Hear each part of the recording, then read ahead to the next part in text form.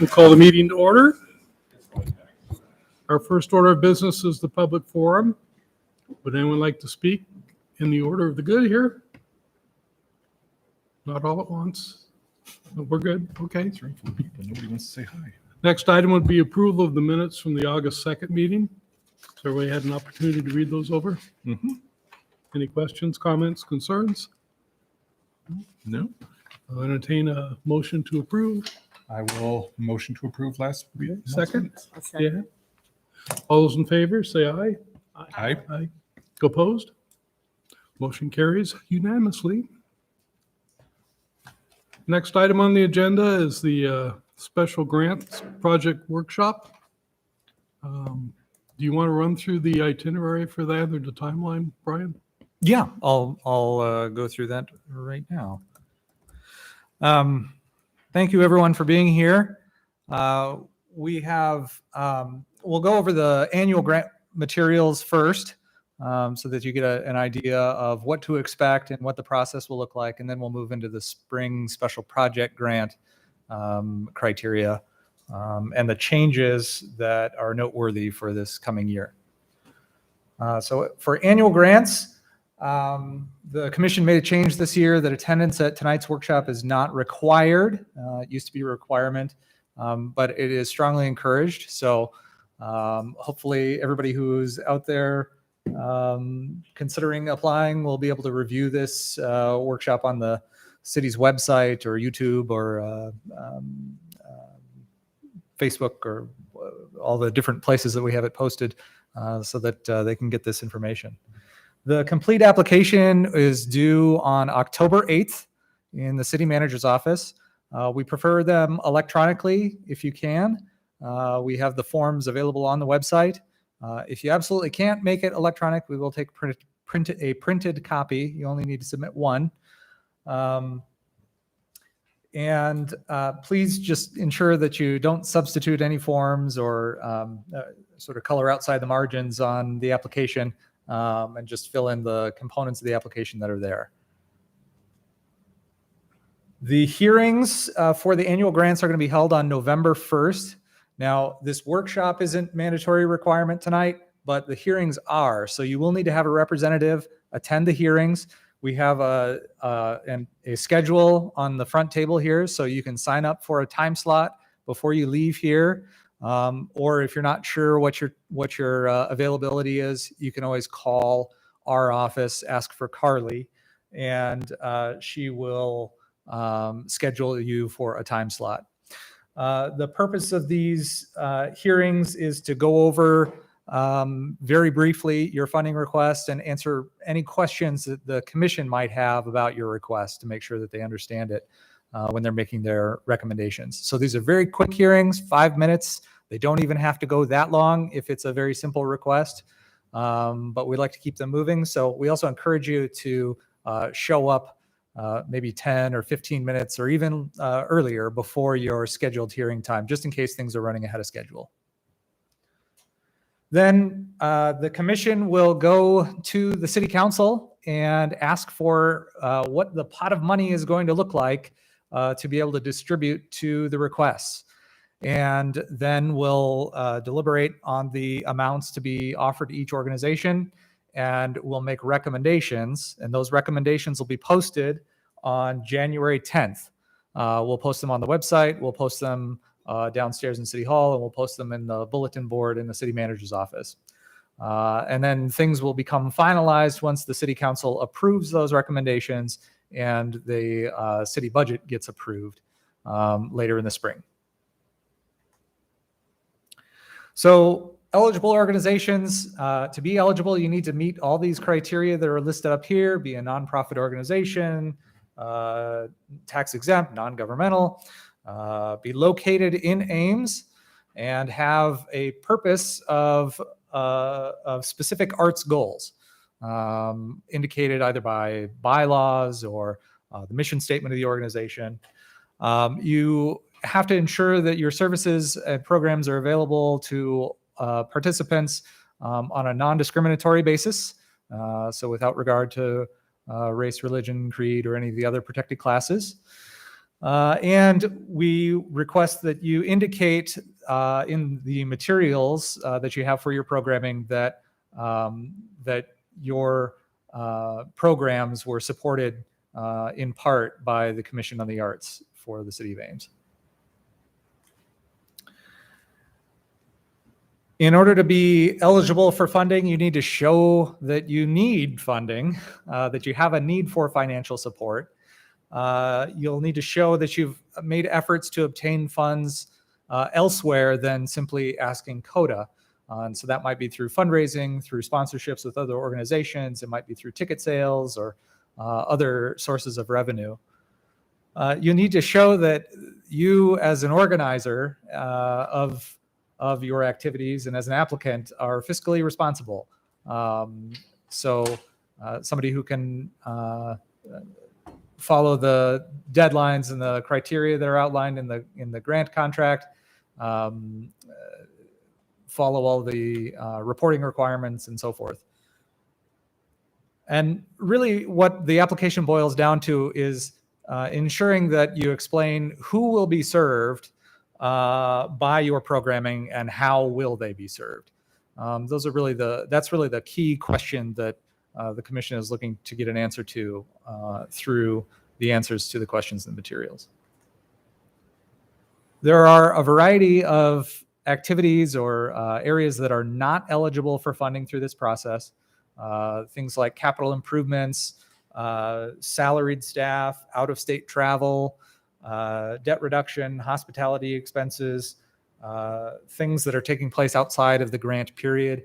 Those types of expenses are not eligible for funding through this program. There's about 5 different sections on the submittals.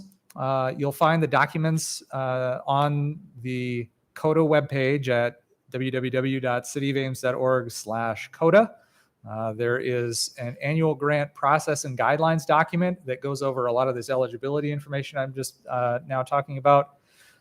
There is, and so you want to read that. And then there's also an application document. The application contains these sections: a summary of the organization, who are you, what do you do, where are you located, how do we get a hold of you, a project description, so what are you planning to do with the funding that you would receive, promotions, how will you promote the events and activities and ensure that the public is able to attend them, assurances. This is a section where you certify that you understand the requirements of the grants, you filled out the application completely and truthfully, and so forth.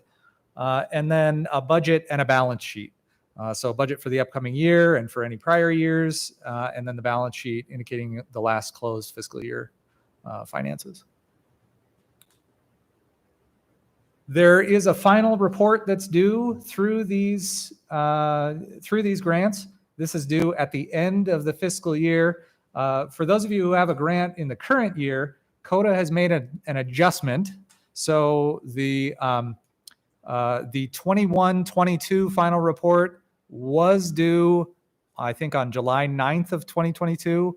CODA has bumped that back due to popular request to the last Monday of July. So it's July 25th for, I think it's for this coming year. I think so. So it'll be some other, whatever the last Monday of July is in 2023 for the grants that you're applying for now. So the bottom line is you got more time to do it. So it hopefully will be a little easier to reconcile everything at the end of the fiscal year, gather the materials, and then put them through to our office so that we can close out the grant. And that's it for annual grants. Are there any questions before we move into the spring special project grants? Thank you for extending the deadline. Okay, well, spring special project grants, I'm glad you're all here. There's a lot of excitement about spring special project grants this year. I'll tell you why.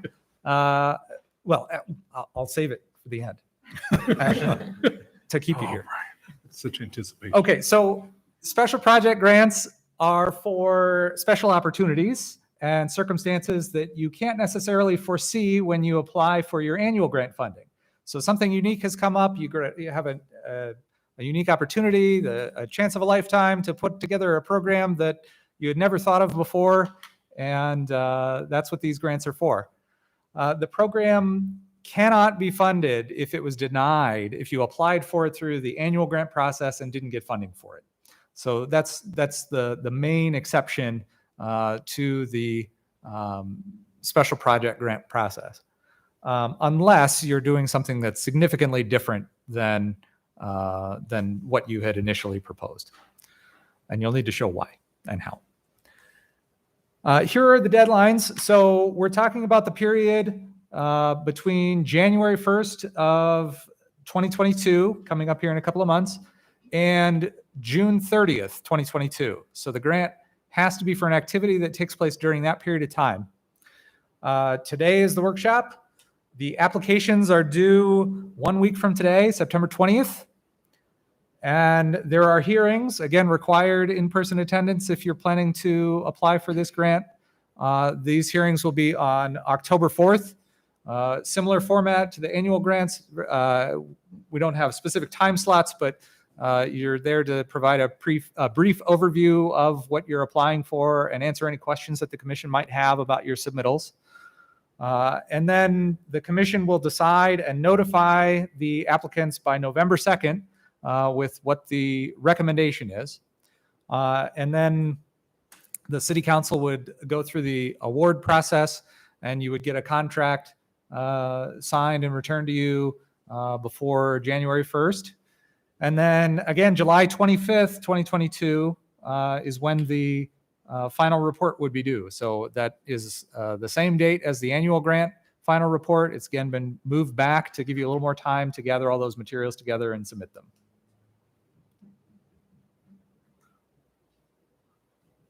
The eligibility requirements should look pretty familiar. They're the same as the annual grant requirements. So we'll skip through that. We need to show a need for financial support.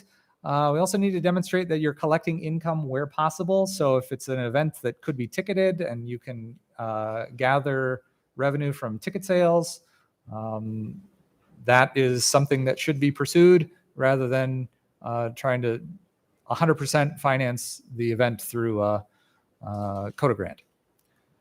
You need to show efforts to obtain funds from elsewhere, and it needs to be at least 25% of the funds of the project. Again, you need to show that you have fiscally responsible organizers who are going to be able to comply with all the requirements, and answer that magic question of who will be served by the programming and how will they be served. The Types of expenses that are ineligible for funding are the same as for the annual grants.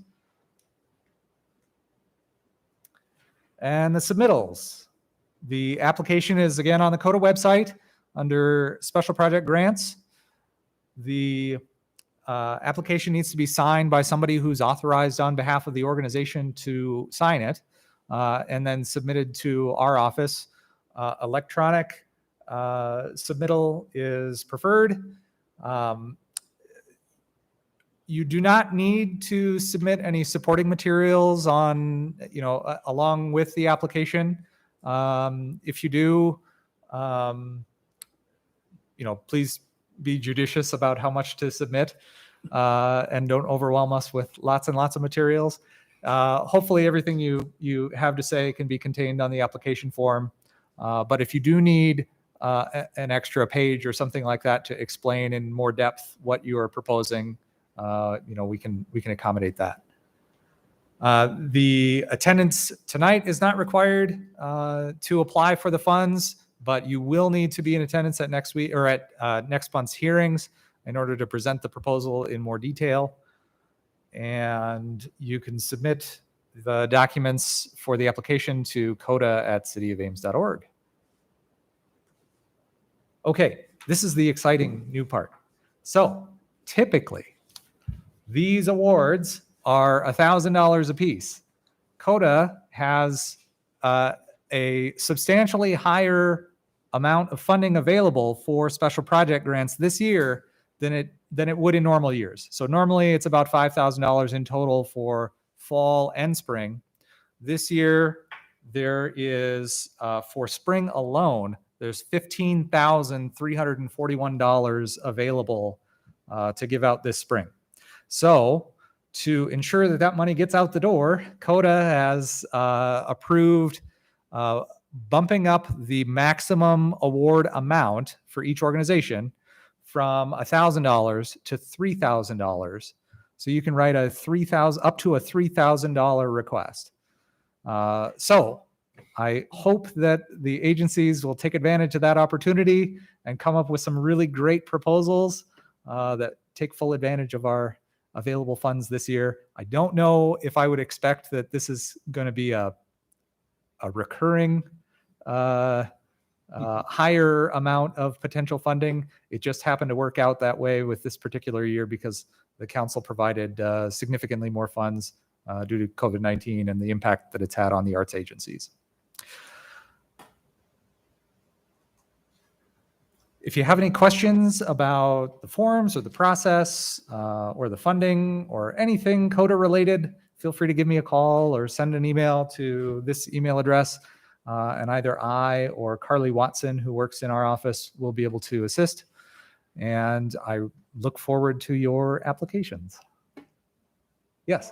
Is the spring grant available in addition to if your annual grant approved?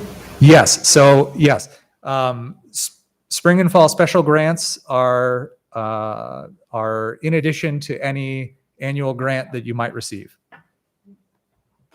But it should be for something different than what your annual grant covers for this current year. Are there other questions? Please be creative and come up with some great ideas for the special grants this spring. We have that additional money. I would hate to have to give it back to the city.